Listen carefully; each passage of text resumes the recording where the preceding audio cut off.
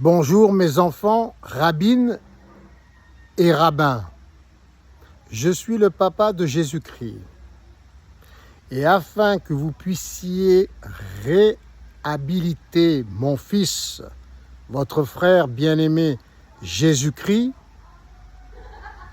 en tant que roi des Juifs et roi du monde, je vous insuffle le Saint-Esprit en précisant que le verset d'Isaïe 53 se lit de deux manières différentes au minimum. Celui des Juifs et celui des chrétiens sont identiques. Ils se lisent de la même manière.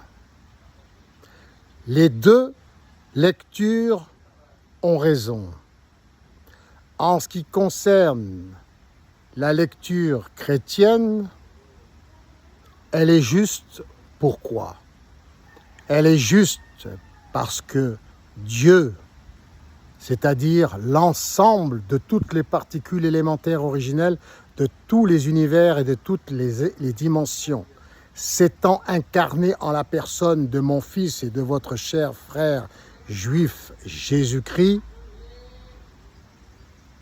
il a pris, bien entendu, tous les péchés du monde, toute la négativité du monde sur ses épaules en se sacrifiant sur la croix volontairement, car il fallait au minimum que Dieu meure sur la croix pour que cela fournisse une compensation au niveau quantique particules élémentaires originelles. Car lorsque nous supprimons toute la négativité de l'univers, de tous les univers et de toutes les dimensions, il faut une compensation quantique. Et Dieu lui-même, c'est-à-dire le tout incarné en Jésus-Christ, s'est sacrifié à payer de sa personne lui-même sur la croix pour payer les dettes de toute l'humanité, de tous les univers et de toutes les dimensions. Il fallait que lui, la totalité, se manifeste au travers d'un homme pour pouvoir compenser cette perte cosmique, matérielle. Donc il était normal que mon fils Jésus-Christ soit reconnu comme le roi des Juifs.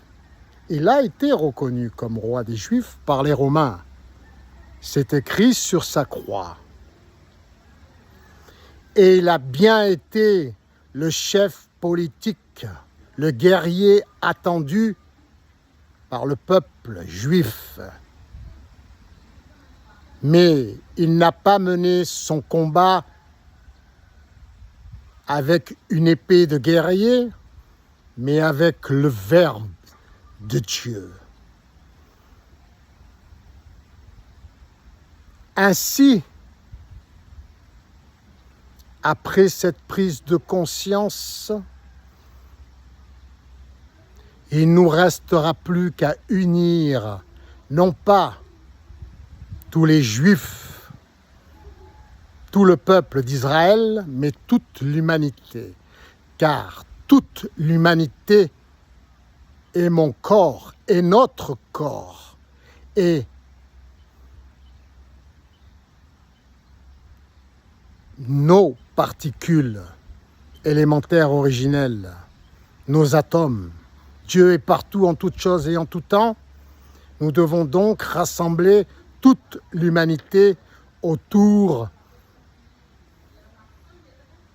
d'une seule mission, celle de créer un monde meilleur grâce à un nouveau principe sociétal, le bénévolat général mondial organisé intelligemment grâce à nos nouvelles technologies qui aura pour conséquence une gratuité générale mondiale, d'une créativité la plus sublime, la plus vertueuse et de qualité optimum au service de toute l'humanité gratuitement dans l'intérêt général mondial.